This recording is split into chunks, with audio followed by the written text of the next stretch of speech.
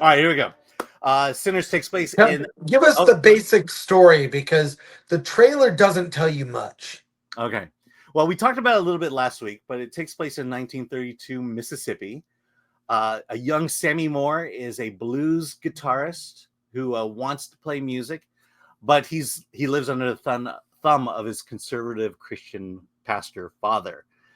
In comes his cousins Smoke and Stack, who are both played by Michael B. Jordan, and they are former military, and they are also former enforcers in Chicago. And they come to Mississippi to open a juke joint. Uh, a kind man sells them property, a barn, and they have a day to turn it into a juke joint. And so the two go out, split up. Stack takes Sammy with them, and they go get supplies, and they get musicians, and they spread the word about it. And in there's Haley Steinfeld, who plays, I believe it's Stack's a lover he engaged with and then left. And then Smoke, there's a woman he is in love with, and he came to visit her and hopes to rekindle that romance. Meanwhile, at the nightclub, things are going great. A lot of blues being played, a lot of drinking going on, and then they are visited by three visitors who happen to be vampires, and that's where the fun begins. Chris, what did you think of Sinners? Well, you failed to mention the three visitors are white. Yes, they are. And they play a decidedly different music, and they're turned away. They're not invited in, and they're turned away.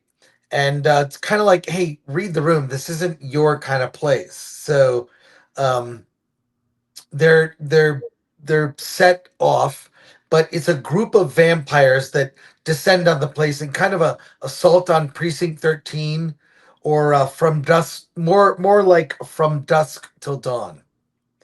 So, which is a film that I really like.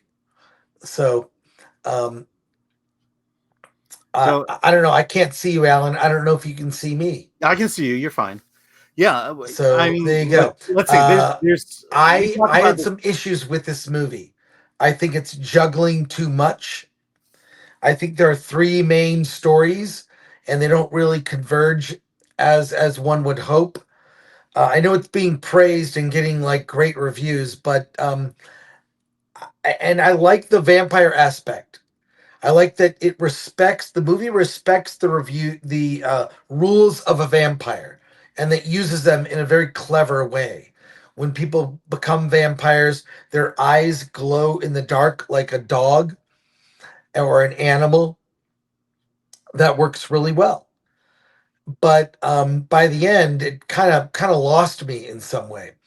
It is one of my I'm gonna favorite go and movies. come back, but Yeah, you I'll keep talk about talking. it. Okay, 69. Here, here we go.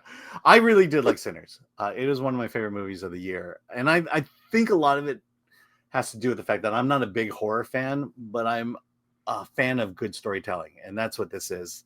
Ryan Coogler, he is, you know, apart from the Black Panther series, he's a great writer. He's a great storyteller, and this is it.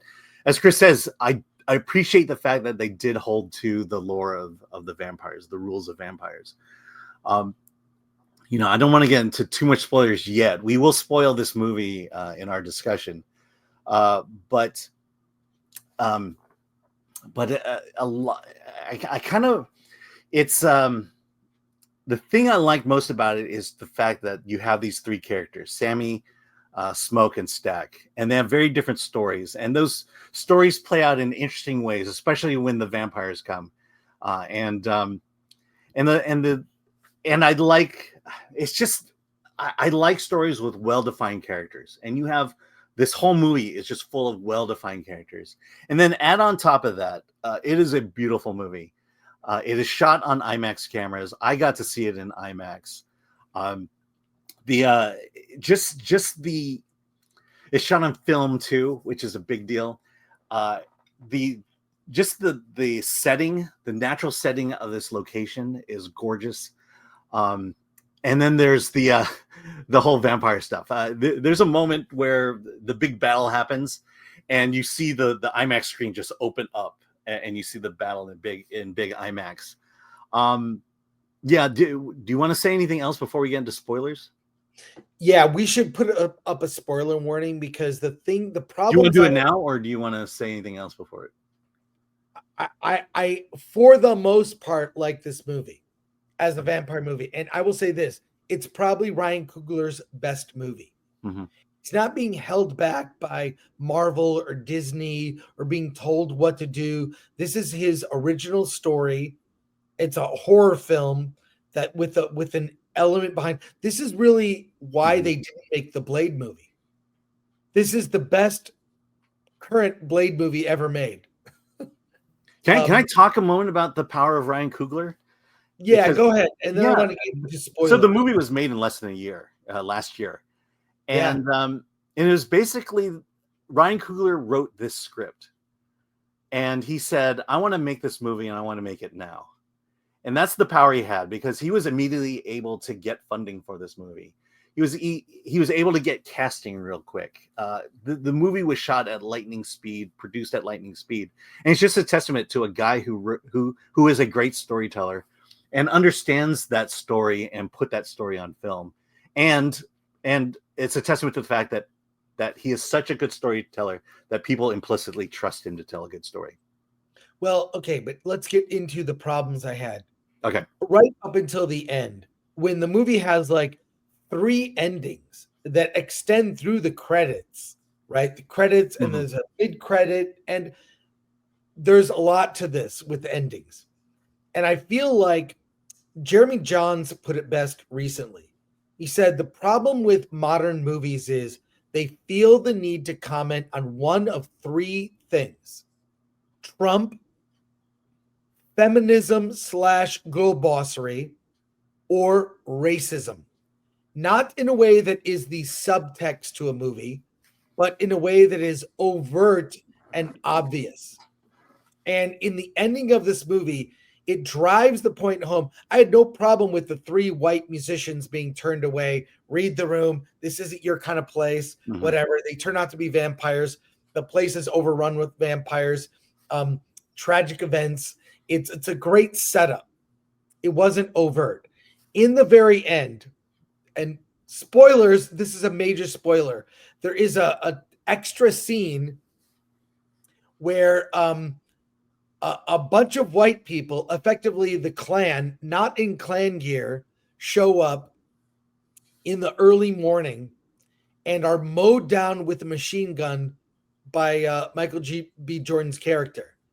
It just seems very overt to me. And I really liked it up until this ending that's like just drives home the point. There's also a sort of veiled commentary on cultural appropriation, right? Jazz music, the musician, right? And his Mhm. storyline. So while I liked, say, 90% of the movie, I feel like it kind of ruins itself. You can, because everything before that is sort of underneath the surface. And the ending is like, hey, in case you didn't understand what I was making comments on, I'm going to take a hammer and hit you over the head. And that's where it kind of lost me. So I would still recommend the movie, But leave honestly. early. But yeah, if I didn't see that ending, I probably would have really liked it a lot more. It's kind of like the director getting up and saying, just in case you didn't know what this movie was about, racism.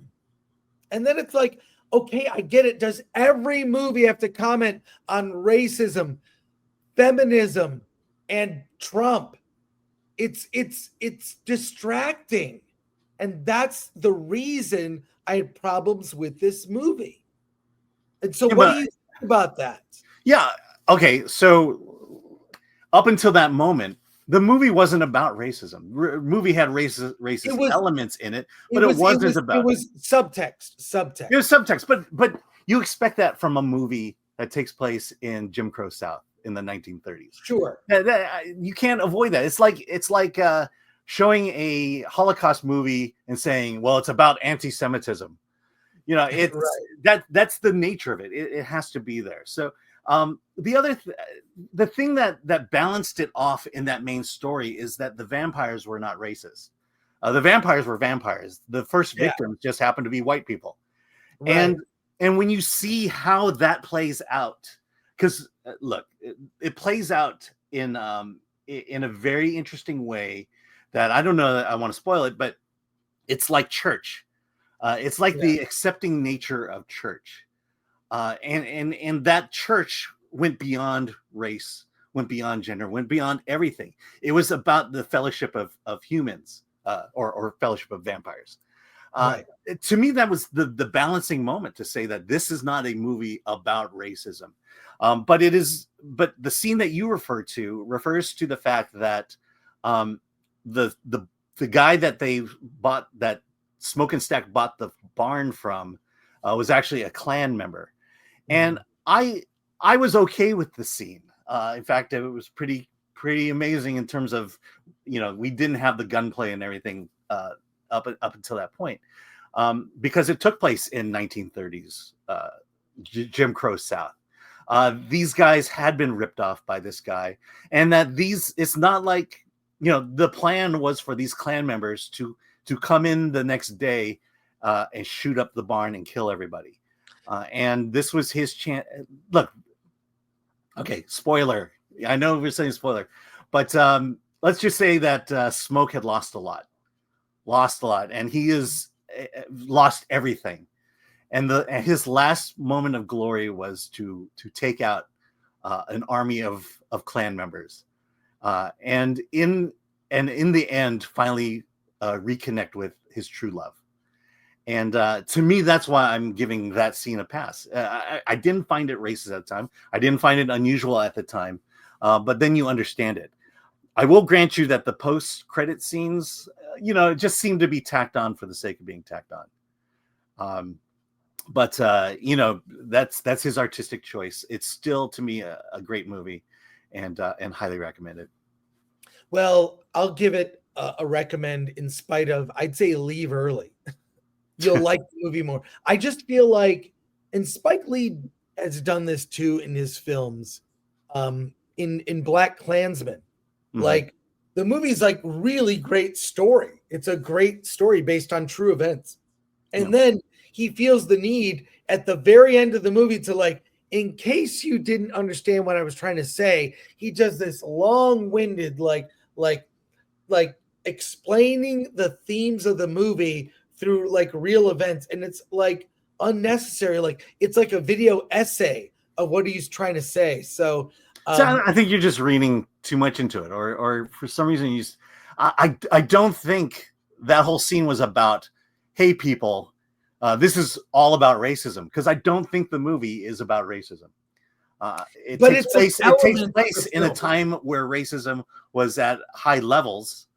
Right. But this is not a lesson to white people to say you're evil, you're blah blah blah, you're this, because it's very clear in the middle of the movie that there's this vision of black and white people being able to be together in fellowship and harmony as vampires, and I don't know. I just don't agree with you on the idea that scene was the woke moment where Ryan Coogler had to say that white people are bad. Well, I just think the multiple endings of the movie, I think, were obvious and unnecessary. I think if it just ended with a horrible night and we see who survives, who lives and who dies, that would have been fine. But it aspires to be from dusk till dawn, and I think that movie is the better version. I do like the world building. Ryan Coogler is amazing at world building. Look at Black Panther. That was amazing world building. Built a whole universe where people refer to Wakanda like it's a real country. You know what I mean? So I love the world building. Ryan Coogler should have done Blade. That movie would have gotten made. That would have been great. But again, the ending kind of makes it softens it, and ultimately disappoints me, but I'm still recommending it. Let's go to comments. Well, let me just make my final summation on all that. I feel like you're painting the movie as being woke, and is not woke. I never used that word. Yeah, but the way you're describing it, to me, is the definition of woke. It's to put white people in their place, and I just don't think the ending was meant to put white people in their place. Well, but again, not a white person, so I wouldn't know. I'm saying those endings kind of like it didn't improve the movie. It's better it's the less said, the better. Yeah. So I think there was maybe a better way to do it. So. Yeah. One thing the ending does is it seals the fact that there won't be a sequel. Yep. Probably not. And that's a good thing.